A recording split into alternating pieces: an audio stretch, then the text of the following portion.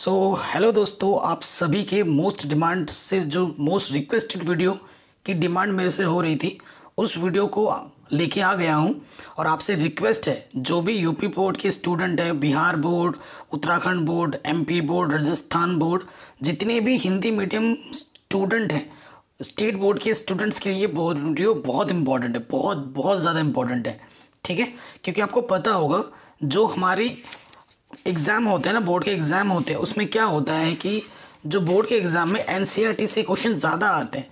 ठीक है, ये ज़रूरी नहीं है कि सारे क्वेश्चन एनसीईआरटी के हूबहू होंगे, लेकिन अगर आप एनसीईआरटी को ढंग से पढ़ेंगे तो बाहर के क्वेश्चन भी अगर आते हैं तो आप आराम से कर पाएंगे। कब कर पाएंगे? जब आपके कॉन्सेप्ट स्ट्रांग होंगे, जब आपने मेरे वीडियोज़ को देखा होगा। चिंता मत करिए, एनसीईआरटी के इम्पोर्टेंट में तो बता ही रहा हूँ, बिना स्किप किए देखना हर इस वीडियो को पूरा पूरा। और सभी चैप्टर मैंने करा रखे हैं, लिंक्स मिल जाएगी आपको डिस्क्रिप्शन पे, साइंस और मैथ की। और उसके अलावा जो एक्स्ट्रा इंपॉर्टेंट क्वेश्चन होते हैं जो बार बार पूछे गए हैं बोर्ड एग्जाम में, वो भी मैं आपको एग्जाम से पहले पहले करा दूंगा, एग्जाम से 3 महीने पहले पहले करा दूंगा। ठीक है, ताकि आप उसको सीख के रिवाइज भी कर पाओ। तो प्लीज़ इस वीडियो को पूरा देखना है आपको, बिना स्किप किए। और वीडियो को लाइक शेयर कमेंट आपको ज़रूर करना है, बिल्कुल मत भूलना। तो चलिए शुरू करते हैं। आपको पता ही है कि हमारे इस गणित के में कितने चैप्टर हैं? 15 चैप्टर हैं। वास्तविक संख्या से फ्री होकर प्रायिकता में ख़त्म होती है। तो चलिए शुरू करते हैं वास्तविक संख्या। तो वास्तविक संख्या में जो यूक्लिड विभाजन प्रमेय है, इस प्रमेय से एक क्वेश्चन 100% आएगा, 100% आएगा ही आएगा। और वो क्वेश्चन क्या है मैं बताता हूँ। और ये जो प्रमेय है यूक्लिड विभाजन प्रमेय, इसका भी प्रयोग पर जो प्रश्न है वो मैं आपको बताना चाहूँगा। ठीक है, जैसे कि क्वेश्चन नंबर 1, एक्सरसाइज 1.1 का क्वेश्चन नंबर 1, मोस्ट इम्पॉर्टेंट, बार बार पूछा जाता है, सबसे ज़्यादा इम्पॉर्टेंट क्वेश्चन है। ठीक है, उसके बाद थोड़ा सा कम इम्पॉर्टेंट है, ये दूसरा वाला इम्पॉर्टेंट है, लेकिन मोस्ट इम्पॉर्टेंट ये है। मैं मोस्ट इम्पॉर्टेंट और इम्पॉर्टेंट बताऊंगा। ठीक है, हालांकि एनसीईआरटी के सारे क्वेश्चन ही अच्छे होते हैं, बोर्ड को कुछ क्लियर नहीं होता कि कब क्वेश्चन दे दे, लेकिन जिन क्वेश्चनों को मैं मार्क करा रहा हूँ वो क्वेश्चन सबसे ज़्यादा बार पूछा जाता है। ठीक है, और ये क्वेश्चन नंबर 3, तो पहला दूसरा तीसरा सबसे ज़्यादा क्वेश्चन इंपॉर्टेंट है पहला। ठीक है, उससे देखिएगा जो अंकगणित की आधारभूत प्रमेय है, ठीक है, जो गुणनखंड जिससे करते हैं, वो क्वेश्चन भी काफ़ी इंपॉर्टेंट है। जैसे कि मैं अगर आपको बात करूं, क्वेश्चन नंबर 3 इम्पॉर्टेंट है। अब भाज्य गुणनखंड विधि द्वारा आपको एचसीएफ भी निकालना है और एलसीएम भी निकालना है। और एक क्वेश्चन है आपका नंबर 4, ये 1 नंबर में इम्पॉर्टेंट है। और क्वेश्चन नंबर 5, ये भी इम्पॉर्टेंट है। और 6, ये जो क्वेश्चन नंबर 5 है ये बड़े नंबर में आएगा, 2 या 3 नंबर में। क्वेश्चन नंबर 6 भी 2 नंबर में आ सकता है। क्वेश्चन नंबर 4 1 नंबर में आ सकता है। तीसरा भी 2 नंबर में आ सकता है। तो बड़े आसान क्वेश्चन है। अगर आपने मेरे वीडियोस देखे होंगे तो आपको पता होगा कि कितने आसान हैं। ठीक है, अब आ जाते हैं एक क्वेश्चन जिसकी मैं फुल गारंटी ले सकता हूँ इस चैप्टर में, वो है सिद्ध करने के लिए, अपरिमेय संख्या को सिद्ध करने के लिए आता ही आता है। सबसे कोई एक क्वेश्चन आकर बन जाता है ना, जैसे √3, √2, √5, √7, ठीक है, √11, सभी एक ही तरीके से सिद्ध किए जाते हैं। सो प्रश्नावली अगर 1.3 की मैं बात करूं तो इसमें तीनों के तीनों क्वेश्चन इंपॉर्टेंट है। अगर आप ढंग से करें तो क्वेश्चन नंबर 1 और 2 बहुत इंपॉर्टेंट है, बहुत इंपॉर्टेंट है, इनको ज़रूर करके जाना।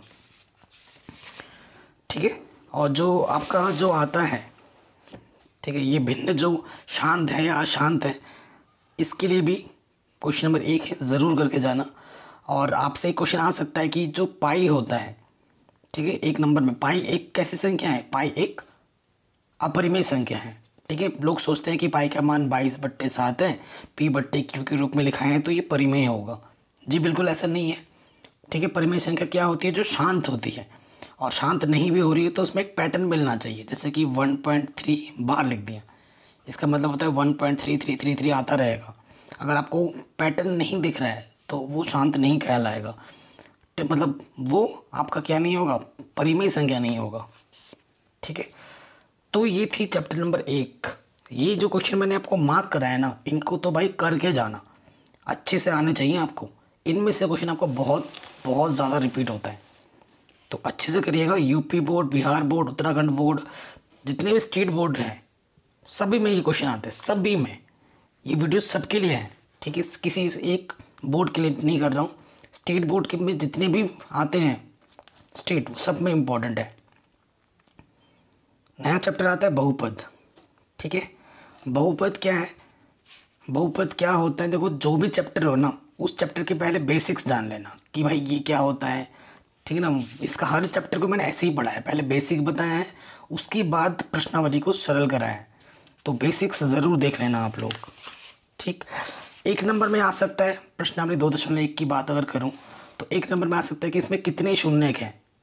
जैसे कि शून्यक कैसे पता करते हैं, एक्स अक्ष में जितने कट मिलेंगे, जैसे यहाँ पर एक कट मिला है तो इसमें एक शून्यक है, यहाँ पर 3 कट बिंदु मिले हैं तो यहाँ 3 शून्यक हैं। तो एक नंबर में आ सकता है कि कितने शून्यक हैं। उसके बाद जो द्विघात समीकरण होता है, उसमें क्या होता है कि जो गुणनखंड होते हैं, जैसे एक्स स्क्वायर का गुणनखंड 1 है, यहाँ पर एक्स का गुणांक 7 है और 10 यहाँ पर अचर है। तो गुणांक और जो इसके जो मूल होते हैं उनके में संबंध निकालने वाले जो प्रश्न हैं वो काफ़ी इंपॉर्टेंट होते हैं। अगर आपको क्वेश्चन की मैं बात करूं तो उदाहरण नंबर 3 काफ़ी इंपॉर्टेंट है। उसके बाद प्रश्नावली 2.2 में अगर आ जाते हैं तो ये क्वेश्चन नंबर 1 पूरा करना, क्वेश्चन नंबर 2 पूरा करना बहुत ही सरल है। इसमें से ये नहीं कह सकता कि यह इम्पॉर्टेंट है, ये इम्पॉर्टेंट है, सारे क्वेश्चन इम्पॉर्टेंट है, कोई सा भी आ सकता है। अगर फिर भी मेरे को इम्पोर्टेंट बताना है तो ये वाला देख लीजिएगा, ठीक है, ये वाला, ठीक है, ये सारे अच्छे प्रॉब्लम है, इनको करना। यहाँ से ये वाला और ये वाला कर लेना, ठीक। उसके बाद बहुपदों के लिए विभाजन एल्गोरिथम, मतलब बहुपदों की जो भाग होती है ये आपको आना चाहिए अच्छे से कि कौन किसका गुणनखंड है या नहीं है, पता करने के लिए आ सकता है। तो गुणनखंड तभी होगा जब px में gx से भाग दोगे और शेषफल 0 आएगा तो गुणनखंड होगा। अगर शेषफल 0 नहीं आता है तो गुणनखंड नहीं होगा, ठीक है। सो इसमें से अगर इम्पोर्टेंट क्वेश्चन की बात करूं, मोस्ट इम्पॉर्टेंट जो बार बार पूछा जाता है एग्जाम में, वो है तीसरा, सबसे ज़्यादा पूछा जाने वाला क्वेश्चन, और चौथा। इसमें एक एग्जाम्पल भी है, एग्जाम्पल नंबर 9, उदाहरण नंबर 9 मोस्ट इम्पॉर्टेंट। जितने भी मैंने मार्क किए हैं ये सारे क्वेश्चन मोस्ट इम्पॉर्टेंट है, MI, ठीक है। तो हमारे 2 चैप्टर बन गए। और ऐच्छिक जो है, ऐच्छिक वाले को आप छोड़ सकते हैं, ऐच्छिक से क्वेश्चन ना के बराबर आता है। अगला जो चैप्टर है वो है 2 चर वाले रैखिक समीकरण युग्म, ठीक है। 2 चर वाले रैखिक समीकरण युग्म से भी क्वेश्चन आते हैं। तो फिर से वही बात, चैप्टर जो है उसके बारे में पूरा पता होना चाहिए, बेसिक्स कॉन्सेप्ट, ठीक है, तभी आप चीज़ों को कर पाओगे, आसानी से समझ पाओगे। एक्सरसाइज 3.1 की अगर बात करें तो इसमें से क्वेश्चन तो वैसे कोई इम्पोर्टेंट नहीं है। एक क्वेश्चन अगर इम्पोर्टेंट में करूँ भी तो पहला क्वेश्चन है इम्पोर्टेंट, ठीक है। तो मतलब इस प्रश्नावली को दिया इसलिए गया है कि आप क्या कर पाएँ, जो समीकरण होता है उसको बना पाएँ, प्रश्नानुसार जो समीकरण बनेगी वो बना पाएँ, और फिर समीकरण को ग्राफ पेपर में खींचना आना चाहिए, ठीक है ना। क्योंकि आपको पता है जो भी हमारे पास समीकरण होते हैं उसको हल करने के नियम होते हैं। एक तो आप बीजगणितीय रूप से हल कर सकते हो, एक ग्राफी विधि से भी हल कर सकते हो। अगर आपसे बोल दे कि ग्राफी विधि से हल करो तो ग्राफ पेपर में हल करना है, ठीक है, वो सब पढ़ा रखा है। अगर आपने मेरे वीडियोस देखे हैं NCERT के तो वो सब चीज़ें मैंने सिखा रखी हैं। इस वीडियो को मैं पहले ही बना रहा हूँ ताकि अगर अभी तक आपने अपनी पढ़ाई शुरू नहीं की है तो आप पढ़ाई शुरू कर सकते हैं हमारे चैनल से, और पूरा पढ़ने के बाद जो इम्पोर्टेंट क्वेश्चन पे भी आप अच्छे तरीके से फोकस कर सकते हैं। ये जो प्रश्नावली है, ये जो सारणी 3.4 है, ये आपको अच्छे से कंठस्थ याद होना चाहिए। इस सारणी पर एक बड़े नंबर का प्रश्न और एक छोटे नंबर का प्रश्न ज़रूर पूछा जाएगा, इसकी 100% गारंटी है, ठीक है। सो जैसे कि A1/A2 बराबर नहीं होता है B1/B2 के, तब क्या होता है, प्रतिच्छेद करती रेखा होती है। जैसे कि एक रेखा ऐसे गई, एक रेखा ऐसे गई, कट गई, एक ही बिंदु पे कट किया तो केवल एक ही हल। संपाती रेखा क्या होता है, जब A1/A2 बराबर होगा B1/B2 के, बराबर होगा C1/C2 के, तो संपाती रेखाएं होती हैं। संपाती रेखा का मतलब होता है एक रेखा मैंने ऐसे ली, इसी के ऊपर दूसरा रेखा आ गया, तो जब दूसरा रेखा आ जाएगा तो अनंत पॉइंट पर छूता हुआ गया, इसलिए यहाँ लिखते हैं अपरिमित रूप से अनेक हल। और तीसरा कंडीशन क्या होता है कि a1/a2 बराबर है b1/b2 के, परंतु बराबर नहीं है c1/c2 के। तो क्या होता है, समांतर रेखाएं। जब समांतर रेखा होती है तो कभी एक बिंदु आपस में टच करेगा ही नहीं, तो कोई हल नहीं होता है। ठीक है, जब हल होता है तो संगत बोलते हैं, और जब हल नहीं होता है तो उसे असंगत बोलते हैं। ठीक है, प्रश्नावली 3.2 पे आ जाओ। तो प्रश्नावली 3.2 की अगर बात की जाए तो क्वेश्चन नंबर पहला इम्पोर्टेंट है, और दूसरा, तीसरा, चौथा सब एक जैसे प्रॉब्लम है। चौथे प्रॉब्लम में क्या है, बस ग्राफ खींचना आना चाहिए। तो अगर आप तीसरा क्वेश्चन को भी करते हैं सिर्फ इनको, तो भी बहुत है। अब क्या होता है ना, क्वेश्चन ये जो पांचवा क्वेश्चन है, ठीक है, इस तरह के क्वेश्चन 2 नंबर में आते हैं, और इसमें से किसी को हम छोड़ नहीं सकते इस टाइप के क्वेश्चन। ठीक है, कंडीशन बेस्ड क्वेश्चन कोई भी पूछ सकता है बोर्ड एग्जाम में, तो उस पर हमें विशेष ध्यान देना है। और ये जो क्वेश्चन नंबर 7वां है, मोस्ट इम्पॉर्टेंट हैं, बड़े नंबर में आ सकते हैं, 5 नंबर में या 6 नंबर में। ठीक है, सबसे बड़े मार्क्स में आ सकते हैं। फिर आपको प्रतिस्थापन विधि आनी चाहिए, विलोपन विधि आनी चाहिए, वज्रीकरण विधि आनी चाहिए। और ध्यान रखिएगा, बोर्ड एग्ज़ाम में जिस विधि का प्रयोग करके हल करने को बोले, आपको उसी विधि का उपयोग करके ही हल करना है। अगर प्रतिस्थापन बोल रहे हैं तो विलोपन नहीं लगाना है, अगर प्रतिस्थापन बोला है तो प्रतिस्थापन विधि से ही हल करना है। कोई दूसरा विधि लगाते हो तो सीधा 0 दे देगा काट के। ठीक है, अपना दिमाग नहीं चलाना है उतना, जो बोला जाए, जैसे बोला जाए वैसे ही करना है। अगर नहीं बोला गया किसी विधि का वर्णन, तो आपका जो फेवरेट हो, जो अच्छा लगे, जो सरल लगे, उसका उपयोग आप कर सकते हो, वो अलग बात है। अब आते हैं प्रश्नावली 3.3 में कौन सा क्वेश्चन इंपॉर्टेंट है। तो भाई ये वाला इंपॉर्टेंट है, दूसरा बहुत इंपॉर्टेंट, छठा बहुत इंपॉर्टेंट। क्वेश्चन नंबर ये दूसरा इंपॉर्टेंट है, और तीसरे में मैं कुछ टिक नहीं कर पाऊँगा।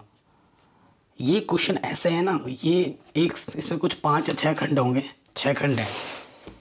ये 6 के 6 क्वेश्चन बहुत बहुत बहुत इंपॉर्टेंट है। कभी ना कभी ये क्वेश्चन बार बार रिपीट हुआ है। ये सारे क्वेश्चन कभी ना कभी बोर्ड एग्जाम में पूछे ही गए हैं। एक आयु का प्रश्न, एक भाड़े का प्रश्न, एक भिन्न का प्रश्न, और एक जो दूरी और चाल का प्रश्न होता है ना, दूरी और समय का, इस पर संबंधित प्रश्न हर बार पूछा ही जाता है, आएगा ही आएगा। तो ये इनमें सारे हैं, इसी वजह से ये सारे क्वेश्चन इंपॉर्टेंट हैं। सबसे ज़्यादा अगर इम्पोर्टेंट बताऊँ तो ये छठा, 5वां, चौथा, ठीक है, ज़्यादा इम्पोर्टेंट है। फिर सबसे सरल विधि मानी जाती है विलोपन विधि। ठीक है, और प्रश्न नंबर 3.4 में जो सबसे ज़्यादा इम्पोर्टेंट है वो है क्वेश्चन नंबर 2 में सारे पार्ट आ जाते हैं, जैसे फर्स्ट, सेकंड, थर्ड, फोर्थ, है ना, सब करना है आपको, कोई सा भी आ सकता है।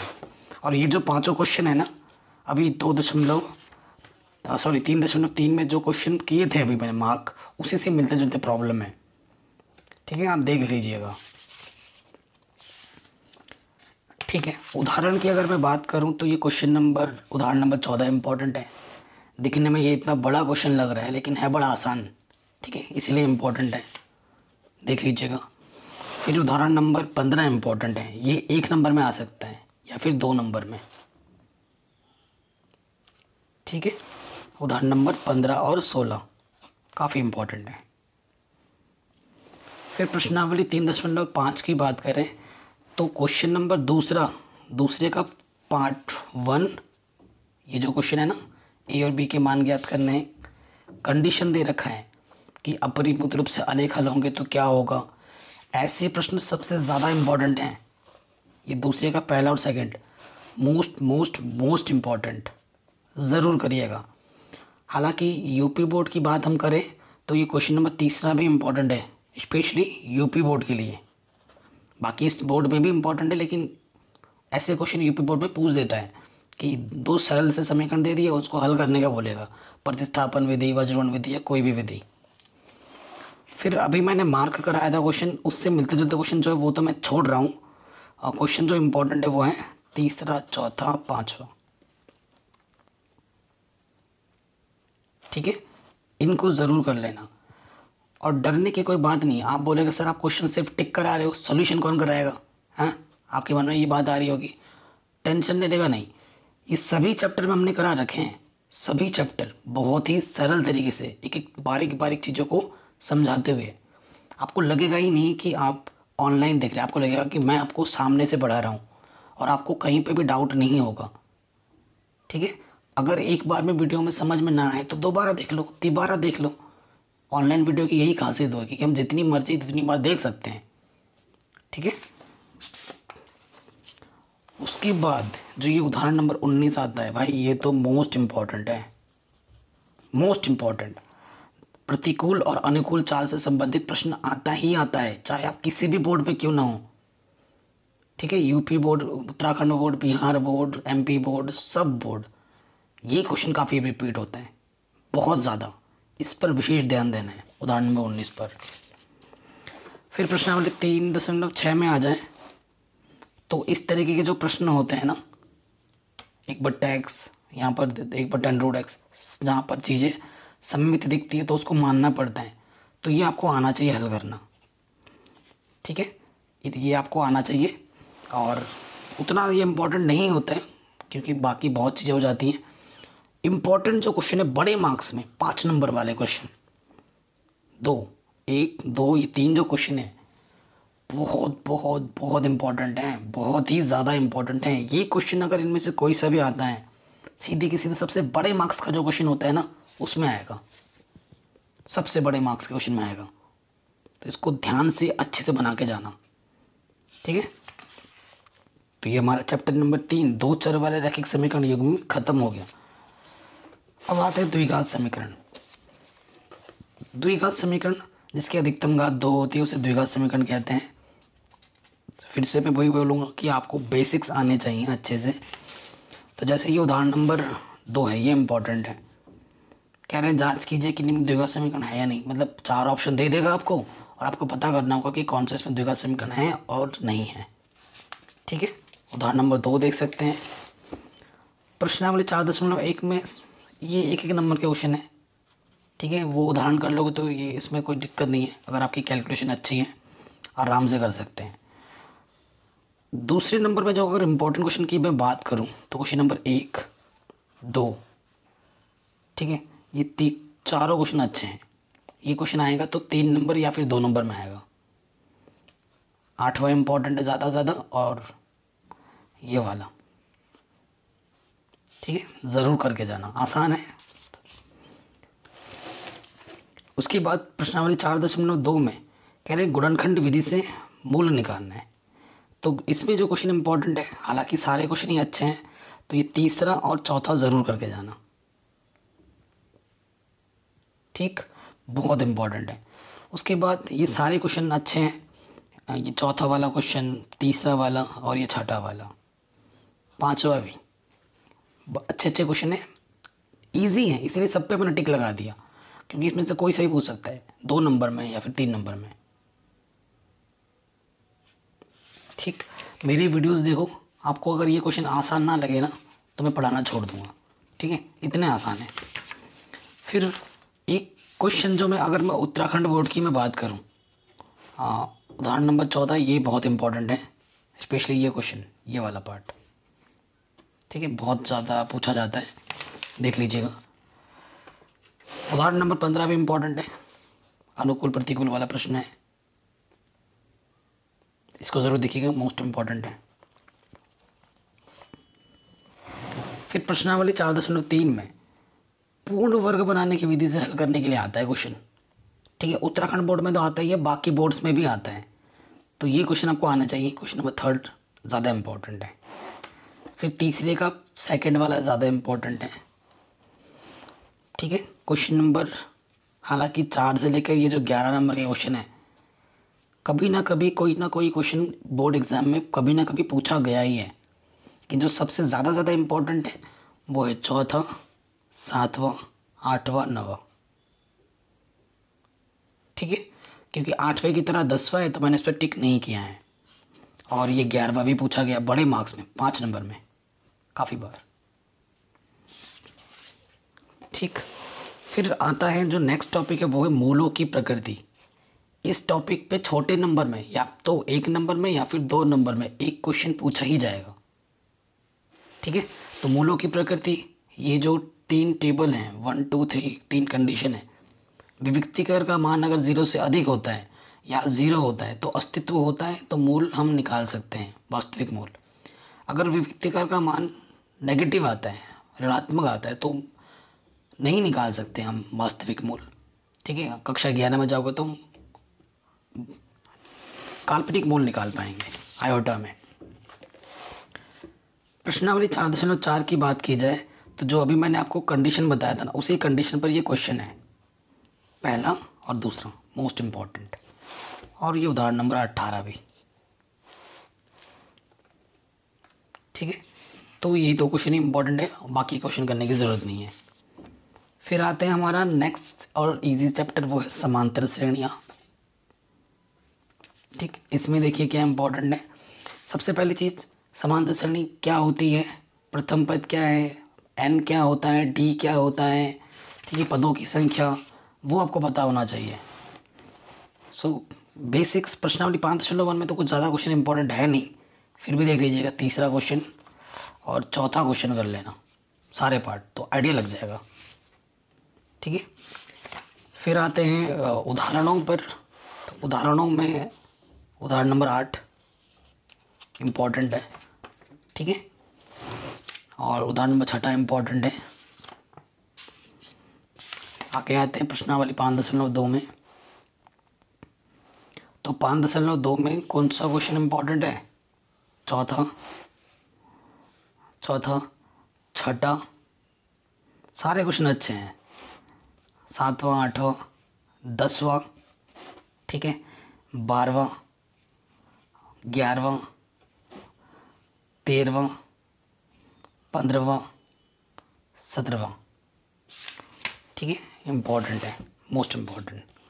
फिर 18वां मोस्ट इम्पॉर्टेंट। आगे बढ़ते हैं, जो एशन वाले प्रॉब्लम है उस पर आ जाए 5.3 में। तो 5.3 में अगर बात की जाए तो क्वेश्चन नंबर दूसरा, चौथा, ठीक है, 5वां, फिर 5वें के बाद 9वां, 10वां इम्पॉर्टेंट है, 10वां बार बार पूछा जाता है, ठीक है, 11वां, 13वां, और बाकी ये क्वेश्चन इम्पॉर्टेंट तो हैं बड़े मार्क्स में, जैसे 15वां इम्पॉर्टेंट हो गया, फिर 17वां इम्पॉर्टेंट हो गया, और ये लट्ठा वाला क्वेश्चन इजी है, ये इम्पॉर्टेंट हो गया। ठीक, देख लीजिएगा। अब सबसे ज़्यादा डरने वाला जो चैप्टर है वो है त्रिभुज। वाकई में इस चैप्टर में आपको थोड़ा सा फोकस करना पड़ेगा। बच्चे डरते हैं और टीचर देखा है बच्चों को ये चैप्टर लास्ट में पढ़ाते हो, कभी कभी पढ़ाते ही नहीं है, सोचते हैं कि बच्चे कर नहीं पाएंगे। बस ये मेंटालिटी बहुत गलत है। ठीक है, एक बालक को, एक विद्यार्थी को हर चीज़ सीखने का पूर्ण अधिकार है। अगर शिक्षक आप कमज़ोर है तो शिक्षक को पहले खुद से सीखना पड़ेगा। ठीक है, बहुत देखा है मैंने, स्कूलों में भी और जहाँ ट्यूशन पढ़ते हैं बच्चे वहाँ पर भी त्रिभुज चैप्टर को छोड़ दिया जाता है। अंत में करेंगे ऐसे बोलते हैं कि टफ है, बच्चों को टफ बोल के उनके मेंटलिटी को ही डिस्टर्ब कर दिया जाता है। स्टार्टिंग में उनके मन में डाल दिया जाता है कि ये चैप्टर टफ है। मैं बता दूं 10th का कोई भी चैप्टर टफ नहीं है। अगर आप ढंग से पढ़ोगे तो इससे आसान मैथमेटिक्स आपको नहीं मिलेगी, मज़ा आ जाएगा। और अगर आप ढंग से नहीं पढ़ोगे तो आप जब चीज़ें पढ़ रहे होते हैं ना, में टफ लगती हैं। ठीक है, तो जब हायर क्लास में जाते तो वही पीछे देखते अरे यार ये तो बहुत आसान था। ठीक है, वो एक प्रेशर होता है, उस प्रेशर को हैंडल करना सीखो, तभी चीज़ें आपको आसान लगेंगी। अगर त्रिभुज चैप्टर को आपको सच में अच्छे से सीखना है, अच्छे से करना है, तो मैं आपको एक टिप्स दूंगा। इस चैप्टर के जितने भी प्रमेय हैं उनको समझो, उनको जानो, उनका क्या उपयोग है, क्या थ्योरम कह रही है, वो ज़्यादा ज़रूरी है। ठीक है, इसमें अगर आपको प्रूफ करने की मैं बात करूं तो प्रमेय 6.1 और 6.8, एक है थेल्स का प्रमेय, एक है पाइथागोरस प्रमेय। इन 2 थ्योरम का प्रूफ आपको आना चाहिए, बाकी पर आप ध्यान मत दो। ठीक है, बाकी जितने भी थ्योरम है उनका मतलब आना चाहिए कि थ्योरम कहती क्या है, इसके उपयोग क्या है, वो ज़्यादा ज़रूरी है। ठीक है, सो प्रश्नावली 6.1 जो है वो है आपका समरूप सर्वांग के कॉन्सेप्ट के ऊपर, 1 नंबर में आ सकता है, देख लीजिएगा, आसान है एकदम, कर लेंगे आप, ठीक है ना। तो इम्पोर्टेंट नहीं बता रहा हूँ, एक बार देखते ही हो जाएगा। लेकिन ये जो प्रमेय है 6.1 बहुत बहुत बहुत इम्पोर्टेंट है, इस पर प्रश्न आता ही आता है और इसका थ्योरम का प्रूफ करने के लिए भी आता है। ऐसे ये लिखा रहेगा और इसका प्रूफ करना होगा, या फिर कभी कभी ऐसे दे देता है थेल्स का प्रमेय लिखिए व सिद्ध कीजिए, ठीक है। तो दोनों चीज़ आपको आनी चाहिए और ये पहले ही मैंने करा रखे हैं सब, चैप्टर वाइज लिंक जो दूंगा ना मैं आपको, वहाँ से आप देख लेंगे ना, सब करा रखा है, ठीक। फिर ये प्रश्नावली 6.2 का क्वेश्चन नंबर 1, ये जो दिख रहा है ना आपको बहुत इंपॉर्टेंट है। दूसरे का तीसरा पार्ट इंपॉर्टेंट है सबसे ज़्यादा। फिर ये तीसरा क्वेश्चन इंपॉर्टेंट है, 5वां इंपॉर्टेंट है, फिर 8वां क्वेश्चन इंपॉर्टेंट है, 9वां 10वां। क्लियर, ये हो गया आपका, आराम से हो गया। अगर आप 8वां 9वां 10वां नहीं भी करते हैं तो क्वेश्चन नंबर 3, 4, ये पहला बहुत इंपॉर्टेंट है, इनमें से क्वेश्चन बनता ही बनता है एग्जाम में। फिर से ये देखो प्रमेय 6.3 आ गया। जितने भी प्रमेय हैं आपको अच्छे से आना चाहिए, ठीक है। प्रमेय क्या कहती हैं, क्या इसके उपयोग हैं, चित्रानुसार समझ के आना चाहिए, ठीक है। फिर ये प्रमेय 6.4, तो प्रमेय को सबको देखना है कि हर एक प्रमेय क्या कहती है, क्या मतलब है इनका, क्या इनके उपयोग हैं, क्वेश्चनों में कैसे किया जाएगा, तो वो सब मैंने पढ़ा रखा है, टेंशन लेने की कोई ज़रूरत नहीं है, ठीक है। सो ये चीज़ हो गई। उदाहरण नंबर 7 इम्पॉर्टेंट है, मोस्ट इम्पॉर्टेंट, ठीक है, ये देख लेना। क्वेश्चन नंबर 8वां भी सही है, इसको भी देख सकते हैं, उतना इम्पोर्टेंट नहीं है, लेकिन क्वेश्चन नंबर जो पहला बोला वो ज़्यादा इम्पोर्टेंट है। प्रश्नावली 6.3 में कौन सा समरूप होगा या नहीं होगा वो 1 नंबर में आ सकते हैं। क्वेश्चन नंबर 2 बहुत इम्पोर्टेंट है, ये इस फिगर पर प्रश्न जो है, ठीक। आगे बढ़ते हैं, question number 4 most important, and question number मैं बात करूं क्वेश्चन नंबर 9 इम्पॉर्टेंट है बहुत ज़्यादा। क्वेश्चन नंबर 12, ठीक है। क्वेश्चन नंबर 13, 14, 15 बहुत ज़्यादा इम्पोर्टेंट है, ठीक। आगे बढ़ते हैं, प्रमेय 6.6 प्रूफ शायद कभी कभी पूछा गया है, देख सकते हैं, ये प्रमेय है, ये इसका स्टेटमेंट है, इस पर बेस्ड क्वेश्चन ज़रूर आता है 1 नंबर में, जैसे कि ये पहला क्वेश्चन, जैसे कि ये 8वां क्वेश्चन, 9वां क्वेश्चन बार बार पूछा गया है, और ये वाला जो क्वेश्चन है 6ठा और 7वां मोस्ट इम्पॉर्टेंट है, सब्जेक्टिव प्रूफ करने वाले क्वेश्चन, ठीक है। ये जो प्रमेय है प्रमेय 6.8 का प्रूफ, पाइथागोरस थ्योरम, पाइथागोरस प्रमेय बार बार पूछा जाता है, बार बार, ठीक है। फिर आगे बढ़ते हैं, उदाहरण नंबर 13 मोस्ट इम्पॉर्टेंट, ये प्रूफ करने के लिए आता है बार बार बड़े नंबर में, ठीक है, इसको देख लीजिएगा ज़रूर। फिर प्रश्नावली 6.5 में ये आ सकता है 1 नंबर में, 1 नंबर के क्वेश्चन में ये इम्पॉर्टेंट है, ये वाला क्वेश्चन नंबर 4 इम्पॉर्टेंट है, ठीक है। क्वेश्चन नंबर 18 इम्पॉर्टेंट है, 11वां, और सबसे ज़्यादा इम्पॉर्टेंट जो है वो है सबसे ज़्यादा इम्पॉर्टेंट 15वां, मोस्ट इम्पॉर्टेंट, सबसे बड़े मार्क्स में आ सकता है ये, ठीक है। ये तो है ही है, 17वां भी और 16वां भी,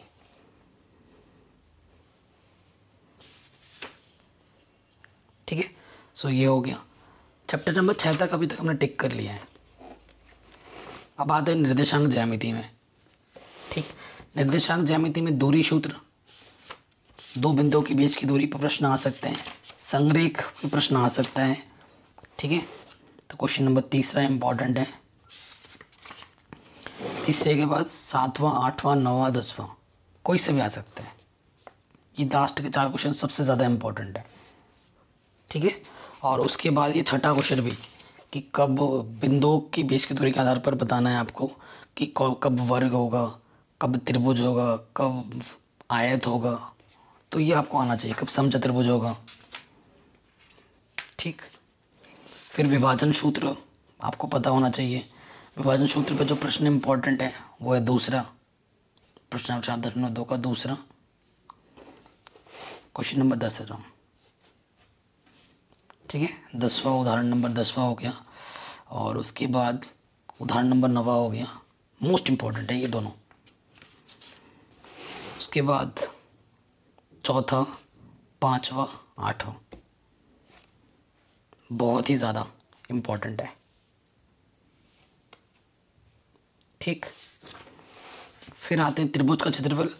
त्रिभुज क्षेत्रफल अगर एक्सरसाइज क्वेश्चन ना भी करना चाहो तो उदाहरण नंबर 11 कर लो, ठीक है। उदाहरण नंबर 11 कर लिया और उदाहरण नंबर 14 कर लो, 2 उदाहरण, बस 2 उदाहरण ज़रूर कर लो। 7.3 करने की ज़रूरत भी नहीं होगी फिर। अब आते हैं त्रिकोणमिति का परिचय, ठीक है। अच्छा, एक चीज़ बताना ज़रूरी है कि ये जो मैं टिक लगा रहा हूँ वो ये स्टेट बोर्ड के मद्देनज़र लगा रहा हूँ। किसी स्टेट बोर्ड में सिलेबस रिड्यूस हुआ है, किसी में रिड्यूस नहीं हुआ है, तो मेरे को सबको देखते हुए बताना है, तो उस आधार पर मैं टिक कर रहा हूँ, ठीक है। तो जो सिलेबस में नहीं उसे काट देना, बाकी तो इम्पोर्टेंट ही है।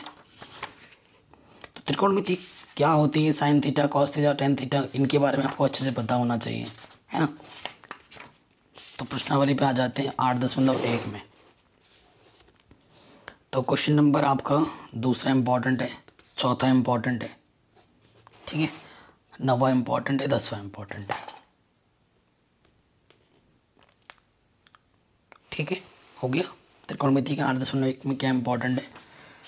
उसके बाद 8.2 आने से पहले अगर अभी तक आपने इस त्रिकोणमिति के टेबल को याद नहीं किया है तो आप ज़िंदगी की सबसे बड़ी भूल कर रहे हैं। अभी नहीं तो कभी नहीं, ठीक है। और ये ज़िंदगी भर आपको हेल्प करेगा, तो इसको तो अच्छे से पढ़ो, याद करो, रट डालो। अगर ये टेबल याद नहीं है तो 8.2 का क्वेश्चन हिलेगा भी नहीं आपसे, समझ पा रहे हैं। क्वेश्चन तो बहुत आसान है, लेकिन हल करने के लिए टेबल का मान पता होना चाहिए। साइन 60, कॉस 30, है ना। तो ये 5 पार्ट हैं, पाँचों के पाँचों इम्पॉर्टेंट हैं। उदाहरण नंबर 8वां भी अच्छा क्वेश्चन है, इजी है, इम्पॉर्टेंट है। और उसके बाद ये दूसरे में बहुविकल्पीय प्रश्न है, देख लेना, इसको सरल करना आना चाहिए। तीसरा इम्पॉर्टेंट है, चौथा इम्पॉर्टेंट है, और ये तीसरा मोस्ट इम्पॉर्टेंट है। फिर पूरक कोण पे प्रश्न आपको पता होना चाहिए, और ये जो 6 सूत्र हैं हमको याद होने चाहिए।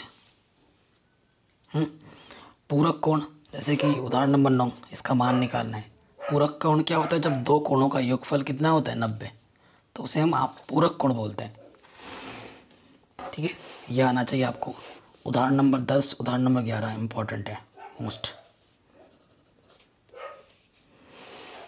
तो ये सारे मिलते जुलते प्रॉब्लम है, यहाँ से कर लो, यहाँ से कर लो, और यहाँ से दूसरा क्वेश्चन भी अच्छा है, तीसरा भी अच्छा है, चौथा अच्छा है, छठा तो कई बार पूछा गया है, ठीक। अब जो त्रिकोणमिति के सर्व समीकरण है, जैसे कि sine square theta plus cos square theta का मान 1 होता है, 1 + tan स्क्वायर थीटा का मान sec स्क्वायर थीटा होता है, और 1 + cot स्क्वायर cosec स्क्वायर होता है। इन 3 सर्व समीकरण के प्रयोग पर जो क्वेश्चन पूछे गए हैं प्रश्नावली 8.4 में, काफ़ी रिपीट हुआ है। और ये क्वेश्चन उदाहरण नंबर 15 मोस्ट इम्पॉर्टेंट है। चौथे क्वेश्चन का पार्ट 1 बहुत इम्पॉर्टेंट है, पार्ट 2 बहुत इम्पॉर्टेंट है, ठीक। और 5 नंबर में ये जो 10 पार्ट हैं सबसे ज़्यादा पूछा जाता है इन्हीं में से। इनमें से एक क्वेश्चन आएगा, इसकी मैं फुल गारंटी ले सकता हूँ, ठीक है। इन 10 में से एक क्वेश्चन आएगा, इसकी फुल गारंटी है। और जो सबसे रिपीटेड क्वेश्चन है जो पूछे गए हैं वो ये वाला, तीसरा वाला, ठीक है, जो सबसे रिपीट हुआ है। उसके बाद छठा वाला और 8वां, ये क्वेश्चन काफ़ी रिपीट हुए हैं, बहुत ज़्यादा रिपीट हुआ है। हालांकि सारे इंपॉर्टेंट है, कभी ना कभी कोई सा आ रखा है, लेकिन ये जो मैंने 4 क्वेश्चन मैंने मार्क किए हैं ये सबसे ज़्यादा रिपीट हुए हैं। ठीक, अब आते हैं चैप्टर नंबर 9 में, त्रिकोणमिति के कुछ अनुप्रयोग। तो उन्नयन कोण, अवनमन कोण, फुट, फिर पाद बिंदु क्या होता है, शीर्ष बिंदु क्या होता है, वो आपको अच्छे से पता होना चाहिए, है ना। उसके आधार पर क्वेश्चन पूछा जाता है।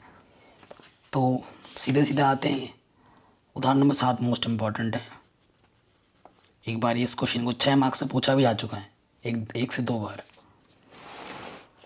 प्रश्नावली 9.1 में जो क्वेश्चन नंबर दूसरा है वो काफ़ी इम्पोर्टेंट है, बार बार पूछा गया है।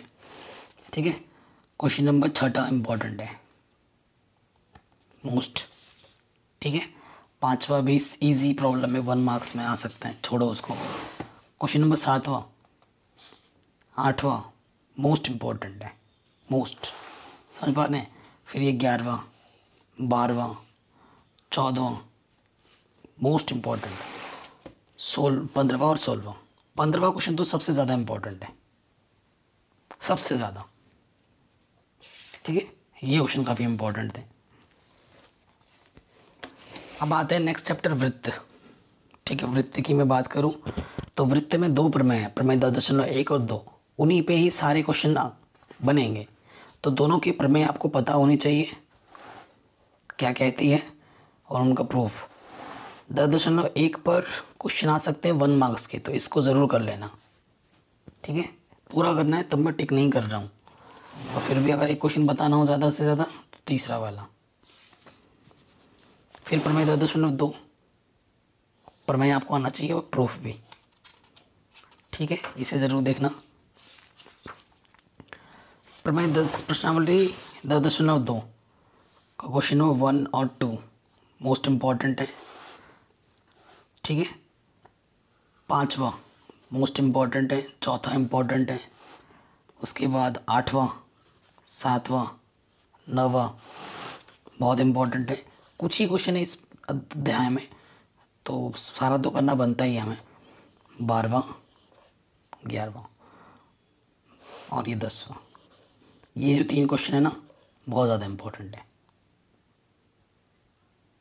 ठीक है, इनको ज़रूर करके जाना, क्योंकि प्रैक्टिस मेक्स मैन परफेक्ट। ठीक है, क्वेश्चन चैप्टर नंबर जो 6 है और ये जो 10वां है, इस पर आपको विशेष ध्यान देना है। थोड़ा सा टाइम लेता है ये समझने में, करने में। रचनाएं जो चैप्टर है वो बहुत ही फ्री फंड के नंबर दे जाता है हमें। और प्रश्नावली 10.1 में अगर मैं इम्पोर्टेंट बताऊं तो पहला क्वेश्चन सबसे ज़्यादा इम्पोर्टेंट है, मोस्ट इम्पॉर्टेंट। उसके बाद ये तीसरा क्वेश्चन, ठीक है, तीसरा क्वेश्चन, और ये 6ठा क्वेश्चन मोस्ट इम्पॉर्टेंट है। ज़रूर करके जाना। फिर प्रश्नावली 11.2 का पहला क्वेश्चन, ठीक है, चौथा क्वेश्चन, 6ठा question most most most important है। ठीक हो गया। अगले चैप्टर में आ जाते हैं वृत्तों से संबंधित क्षेत्रफल। इसमें 3 सूत्र हैं। सबसे ज़्यादा ज़रूरी है कि वृत्त में त्रिज्या व्यास क्या होता है पता होना चाहिए। ठीक है, वृत्त के बारे में अच्छा नॉलेज हो, परिधि क्या होती है, परिधि क्या होता है, केंद्र क्या होता है, त्रिज्या क्या होती है, व्यास क्या होता है, जीवा क्या होती है, अच्छे से पता होना चाहिए आपको। प्रश्नावली 12.1 में क्वेश्चन नंबर पहला और दूसरा इम्पोर्टेंट है। ठीक है, और क्वेश्चन नंबर चौथा, पाँचवा क्वेश्चन काफ़ी पूछा गया है 1 मार्क्स में। 5वें क्वेश्चन को काफ़ी पूछा गया है हर एक बोर्ड में। फिर त्रिज्यखंड क्या होता है, वृत्तखंड क्या होता है, त्रिज्यखंड और वृत्तखंड में क्या अंतर है। त्रिज्या के द्वारा काटा गया खंड त्रिज्यखंड कहलाएगा, और कोई जो जीवा के द्वारा काटा गया खंड आपका वृत्तखंड कहलाएगा। लघु त्रिज्यखंड क्या होता है, दीर्घ त्रिज्यखंड क्या होता है, लघु वृत्तखंड क्या होता है, दीर्घ वृत्तखंड क्या होता है, ये आपको अच्छे से पता होना चाहिए। और ये जो सूत्र हैं इनका अच्छे से उपयोग करना आना चाहिए। 3 ही सूत्र हैं इस प्रश्नावली में, अच्छे से देख के करना है आपको। ठीक है, आप 12.2 में आ जाते हैं तो पहला वाला क्वेश्चन 1 नंबर में आ सकता है, सिंपल क्वेश्चन है। क्वेश्चन नंबर तीसरा इम्पॉर्टेंट है, 5वां इम्पॉर्टेंट है। ठीक है, और उसके बाद 8वां इम्पॉर्टेंट है, ये जो घोड़ा घास खा रहा है, ठीक है, ये इम्पोर्टेंट है। उसके बाद क्वेश्चन नंबर 9 ब्रोच वाला, और ये फिर ये छतरी वाला मोस्ट इम्पॉर्टेंट है, और इसमें एक डिज़ाइन वाला प्रश्न होगा, ये मोस्ट इम्पॉर्टेंट है। ठीक है, ये हो गया। फिर आते हैं हम, ये उदाहरण नंबर 5वां और 6वां मोस्ट इम्पॉर्टेंट है, बड़े नंबर में आ सकते हैं। ठीक है, बड़े नंबर में 12.3 में ये वाला इम्पोर्टेंट है, पहला वाला। फिर ये दूसरा वाला मोस्ट इम्पॉर्टेंट, और ये चौथा वाला मोस्ट इम्पॉर्टेंट, छठा वाला मोस्ट इम्पॉर्टेंट, छठा, सातवां, आठवां, नौवां मोस्ट इम्पॉर्टेंट। क्योंकि ये चित्र वाले प्रॉब्लम है ना, ये सारे ही इम्पॉर्टेंट है, कोई सा भी आ सकता है। इस पर प्रेडिक्ट करना पाना बहुत मुश्किल है, क्योंकि कॉन्सेप्ट लगभग सेम लग रहा है, तो सारे ही क्वेश्चन इंपॉर्टेंट हो जाते हैं, कोई सा भी आ सकता है। और अब जब आप एक क्वेश्चन समझ गए ना ढंग से, तो आप सारे क्वेश्चन बनाने लग जाओगे। ठीक है, तभी इसमें से इम्पोर्टेंट बता पाना एग्जैक्टली थोड़ा टफ हो जाता है। क्वेश्चन नंबर 15 चित्र से आधारित प्रश्न है, कोई सा भी आ सकता है, पहले ही मैं बताना चाहता हूँ। ठीक है, प्रश्न चैप्टर नंबर 13 पृष्ठीय क्षेत्रफल और आयतन। इसमें क्या है ना, इसमें शंकु, ठीक है, आयत, बेलन, गोला क्या होता है, मतलब वक्र पृष्ठीय क्षेत्रफल कब लगाना है, संपूर्ण पृष्ठीय क्षेत्रफल कब लगाना है, ये पता होना चाहिए। फिर आपको ये ज़्यादा ज़रूरी है कि आपको पूरा फार्मूला याद हो, फिर आपके कैलकुलेशन, गुणा भाग करना आना चाहिए। अगर ये चीज़ें आती हैं तो इससे आसान चैप्टर कुछ भी नहीं है। ठीक है, फिर आ जाते हैं प्रश्न 13.2 का पहला क्वेश्चन, काफ़ी इम्पोर्टेंट है। ठीक है, उसके बाद चौथा क्वेश्चन इम्पोर्टेंट है, छठा क्वेश्चन इम्पोर्टेंट है। ठीक, ये चीज़ हो गई। फिर आ जाते हैं 13.2 में। 13.2 में जो इम्पोर्टेंट है क्वेश्चन नंबर 3 गुलाब जामुन वाला, बहुत पूछा गया है, कलमदान वाला। और उसके बाद छठा क्वेश्चन बहुत इम्पोर्टेंट है, और यह 7वां। तो 3, 4, 6, 7वां मोस्ट इम्पॉर्टेंट। फिर जो अगला टॉपिक आता है, एक ठोस के आकार को दूसरे आकार में रूपांतरण, उस पर क्वेश्चन काफ़ी पूछा जाता है। जैसे कि पहला वाला इजी नंबर में आ सकते हैं, क्वेश्चन नंबर 3 मोस्ट इम्पॉर्टेंट है। चौथा, तीसरा, चौथा सेम है। 8वां काफ़ी इम्पोर्टेंट है। तो 3, 4, 8वां मोस्ट इम्पॉर्टेंट। फिर छिन्नक में आपको पता ही होगा, शंकु को जब बीच से काट देते हैं, छिन्नक में 2 त्रिज्याएं होती हैं। तो पहला क्वेश्चन, ठीक है, और ये जो 5वां क्वेश्चन है बड़े मार्क्स से पूछा गया काफ़ी, और ये दूसरा।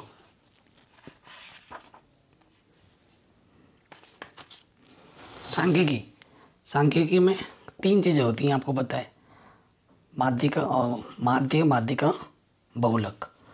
माध्य निकालने के 3 तरीके हैं, तीनों पर सिखा रखी है, प्रत्यक्ष विधि, पगविष्टन विधि। ठीक है, तो ये सब आपको आना चाहिए, बता रखा है। 14.1 में आ जाते हैं। तो 14.1 में अगर मैं बात करूँ तो क्वेश्चन नंबर 3 इम्पॉर्टेंट है सबसे ज़्यादा। ठीक है, और फिर क्वेश्चन नंबर प्रैक्टिस के लिए मैं बताऊँ सबसे ज़्यादा इम्पॉर्टेंट फिर ये 5वां है। ठीक है, क्योंकि आसान तो आप कर ही लोगे, एक आसान बता ही देता हूँ, चौथा, तीसरा, चौथा, 5वां मोस्ट इम्पॉर्टेंट। बहुलक की मैं अगर बात करूँ, बहुलक का फॉर्मूला आपको दिख रहा है। तो बहुलक में ये फॉर्मूला है, कोई सा भी एक उदाहरण कर लो, जैसे एक क्वेश्चन ही बहुत है, उदाहरण नंबर 5, एक क्वेश्चन करोगे तो सारा आइडिया लग जाएगा। ठीक है, तो ये छोड़ रहे, माध्यिका में आ जाते हैं। और माध्यिका में जो प्रश्न, ये माध्यिका भी बोलते हैं या माध्यक भी बोलते हैं, दोनों बोल सकते हो आप। और ये मैंने बहुत आसानी के साथ समझा रखा है, सिखा रखा है। एक क्वेश्चन आ सकता है टिक मार्क में या फिर लिखने के लिए 1 नंबर में, कि माध्य, बहुलक और माध्यक में क्या संबंध है। तो ये संबंध है। और इन पर 1 नंबर का प्रश्न भी आ सकता है कि प्रश्न में क्या होगा ना, 2 चीज़ें दी होगी, या तो माध्यक बहुलक दे रखा है, आपको माध्य निकालने के लिए बोल देगा। ठीक है, तो दो चीज़ें दी होंगी, तीसरी निकालने के लिए बोल सकते हैं। एक नंबर में ये भी क्वेश्चन बन सकते हैं। तो अगर ये संबंध पता होगा, हमें मान रख देंगे, तो जो हमें ज्ञात करना वो आराम से निकाल पाएंगे। मैं फिर से बोल रहा हूँ, टेंशन नहीं लेने का। एक्स्ट्रा क्वेश्चन मैं एग्ज़ाम से पहले पहले सब करा दूंगा। अभी आपकी मेन प्रायोरिटी है जो मैं क्वेश्चन करा रहा हूँ उसको तो करना ही है। आपको पहले आपकी एनसीईआरटी अच्छे से पढ़नी है। अगर आपने नहीं किया अभी तक तो हमारे चैनल से पहले पढ़ो, और एक्स्ट्रा क्वेश्चन जो भी है मैं सारे कराऊंगा, ठीक है, जो मैं बोल रहा हूँ। फिर आ जाते हैं, ये जो कम वाले प्रॉब्लम है ना माध्यिका में, ये इम्पॉर्टेंट है। क्वेश्चन नंबर तीसरा इम्पॉर्टेंट है, क्वेश्चन नंबर पहला भी इम्पॉर्टेंट है, ठीक है, ये ज़रूर कर लेना। और इसमें दूसरा भी इम्पॉर्टेंट है, पहला दूसरा तीसरा माध्यिका में मोस्ट इम्पॉर्टेंट। फिर आता है हमारा नेक्स्ट तोरण, ठीक है ना। तोरण आता है, तो तोरण के क्वेश्चन कभी कभी पूछे जाते हैं, ये नहीं कहूँगा कि पूछे नहीं जाते हैं, पूछे गए हैं। जैसे कि पिछले सारे यूपी बोर्ड में आ रखा है तोरण का प्रश्न। तो तोरण को आप क्वेश्चन नंबर 1 देख लीजिए, ठीक है, क्वेश्चन नंबर 2 देख लीजिए। 2 क्वेश्चन है, हालांकि 3 क्वेश्चन है इस प्रश्नावली में, तो पहला और दूसरा देख लेना। फिर आता है प्रायिकता। प्रायिकता बहुत ही आसान चैप्टर है, आपको पता होगा। संभव परिणाम बट्टे कुल परिणाम का एक सूत्र चलता है ना, कक्षा 8 से पढ़ते हुए आ रहे हो आप। इसमें क्या है, प्रायिकता की बेसिक्स जो भी हैं, कि प्रायिकता का मान कभी भी ऋणात्मक नहीं होता है, प्रायिकता का मान 1 से अधिक नहीं होता, प्रायिकता का मान 0 या 0 से बड़ा होता है, 1 से छोटा होता है, ठीक है। तो ये सब चीज़ें बेसिक्स आपको पता होनी चाहिए। उसी पे प्रश्न आ सकते हैं 1 नंबर में, ठीक है, तो वो देख लीजिएगा। फिर आपको ताश के बारे में पता हो पूरा, आपको लूडो के बारे में पता हो, आपको सिक्के उछालने वाले चीज़ों के बारे में पता हो, तो प्रश्नावली 15.1 में ये जो क्वेश्चन नंबर 1 है, 5 के 5 पार्ट ये आने चाहिए। और क्वेश्चन नंबर 4 इम्पॉर्टेंट है, 5वां इम्पॉर्टेंट है, 8वां इम्पॉर्टेंट है, 7वां इम्पॉर्टेंट है, 10वां आसान आसान प्रश्न है। फिर ये 12वां, 13वां, 14वां मोस्ट मोस्ट मोस्ट इम्पॉर्टेंट है, ठीक है, 15वां, 16वां, काफ़ी अच्छे अच्छे प्रॉब्लम है ये, ठीक है। उसके बाद 22वां। तो ये क्वेश्चन काफ़ी इंपॉर्टेंट है। और प्रायिकता से जो प्रश्न आते हैं ना, कुछ बाहर के भी पूछ सकता है जो एनसीईआरटी में नहीं है। तो एक्स्ट्रा जो इम्पोर्टेंट क्वेश्चन है वो मैं ज़रूर करा दूंगा, अगर नहीं कराया आप तो प्रॉमिस करता हूँ ज़रूर कराऊंगा। तो आपसे रिक्वेस्ट है कि वीडियो को हर जगह शेयर कर दो, और चैनल पर नए हो तो सब्सक्राइब करो, नोटिफिकेशन बेल को प्रेस करो, और डिस्क्रिप्शन पे सभी वीडियोस के लिंक्स दे रखी उनको देखो। एंड पढ़ाई ज़रूर करो डेली, ठीक है, वो ज़्यादा ज़रूरी है। चाहे मैं जितना भी इम्पोर्टेंट करा दूँ वो सब बेकार हो जाएगा अगर आप पढ़ाई नहीं करोगे तो। सिर्फ इम्पोर्टेंट देखने से काम नहीं चलेगा, आपको करने भी पड़ेंगे।